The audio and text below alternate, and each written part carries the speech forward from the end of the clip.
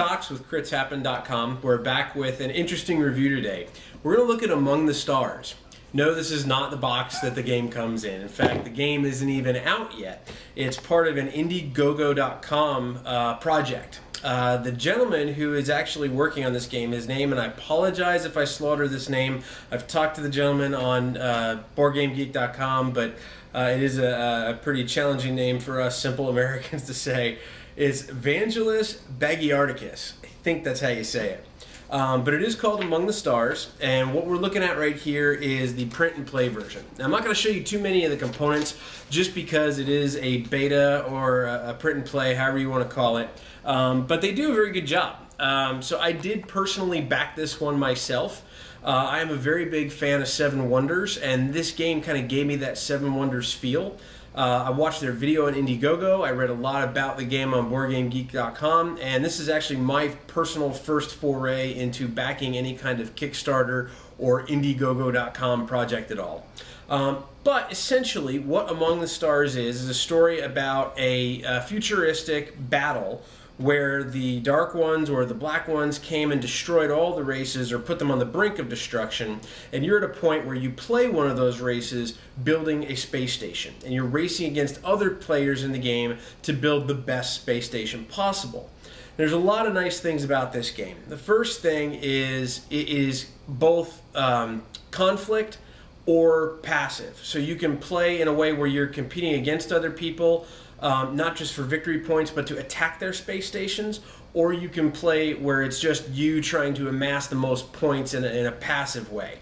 So it doesn't necessarily always have to be this game where someone's picking on somebody else. It's something where you can play in a passive environment, get the most points, win that way, and so on and so forth. So there's a couple of different variations to the game, which is really nice. Aside from just the cards that you draft, because it is a card drafting game, you have a very large stack of regular cards, and then you have a stack of special locations. And depending on the number of players in the game, you're going to shuffle in a random set of special locations. So that alone makes the replay very high because you're constantly changing those cards. But on top of that, you also have the ability to add racial abilities. So there's a bunch of different racial abilities, and right now these all just say racial ability, but to give you an idea, some of them will allow you to switch locations, some of them will allow your reactors to act as different things, so they impact the game, and they're actually pretty good the way they impact the game. So much so that there is enough, again, that you can shuffle those up and randomly hand them out. It's a little unclear reading the rule book and reading the cards if it's going to be a racial ability per each type of race.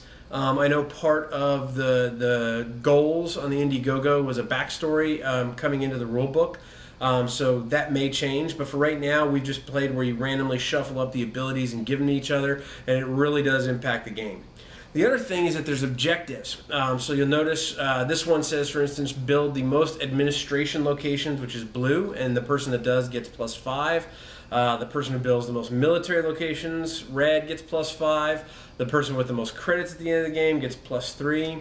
These are shuffled up and dealt out depending on how many players are in the game again. So that also changes the game. You have different goals throughout the game.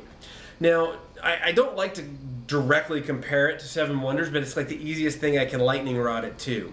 The easiest way to describe this is that in Seven Wonders, you're dealt out cards in each age.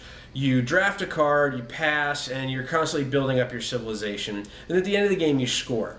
In this game, what you're doing is the same method of you have cards in your hand, you're drafting cards, but you're not just drafting the best card in the set you have.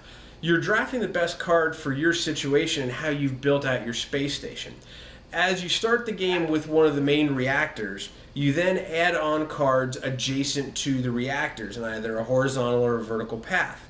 That sounds like it could take up a lot of room, but on our measly 42 by 42 inch square game table, we've had no problems with large games.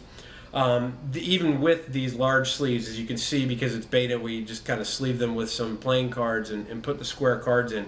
The actual cards are going to be square and much smaller.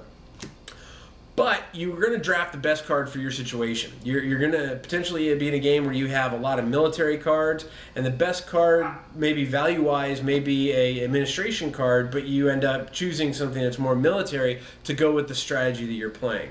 And it's not just the strategy around building like a business area or a administration area or a military area, but it also goes around working those together. Each one feels very different. There's 5 different types of facilities. And each one does feel different. The business feels like you're constantly trying to earn credits with it, whereas the recreational feels like it's kind of a party and you're getting points for each thing's near each thing. And obviously military is all about might. But overall, just really fun game. That's the easiest way I can really describe it. It's something that is constantly changing within the game. And even as you replay it and have different versions of it, depending on the special locations that come out, depending on if you play conflict or not, the racial abilities you may get, the objectives of the game, it constantly changes. So it's really nice. There's some cards that look really valuable, but then you look at your space station, you're like, that really doesn't help me at all. But then you look at your neighbor's space station and you go, well, that's really going to help them, and I don't want them to get it. So there's a lot of, the drafting elements of, do I draft what's best for me? Do I draft what my opponent is, keep from my opponent, hate draft? So there's just a lot of fun. 2 basic resources in the game. There's credits and energy. You get energies from your main reactor and then from building additional power reactors during the game. And the money situation, the resource situation is actually well done also. I was a little concerned when I first read in the rule book that you're going to get 10 credits at the beginning of every year. So similar to how Seven Wonders has ages, this game has 4 years or 4 rounds of drafting. And I didn't think 10 was going to be a lot. When I was looking at some of the cards online, there were like 3 and 4 cost credits. I'm like, man, you're going to have to ditch a lot of cards to get credits. Doesn't feel like that. Mostly, I think, because of the business cards, the yellow cards in the game. They allow you to get credits and start earning things or stealing credits from your opponents. The other nice thing that's really fun is while you're each selecting a card at the same time, there's a lot of interaction. There's really not a lot of downtime between let me take my card and do something and wait for somebody else to do something. So there's a lot of interaction while you're playing and very little downtime. Overall, I, for one, having played the print and play version, am really, really happy that I've backed this. I don't want to be someone to go ahead and recommend to you, go back this, but I'm going to present my opinions and what you think on it, so you can feel free to back it, and if so, we'll put a link out there. If not, you've at least learned a little bit more about a game from an up-and-coming designer and someone that's running an independent project. Hope you liked it. If you have any questions, let us know.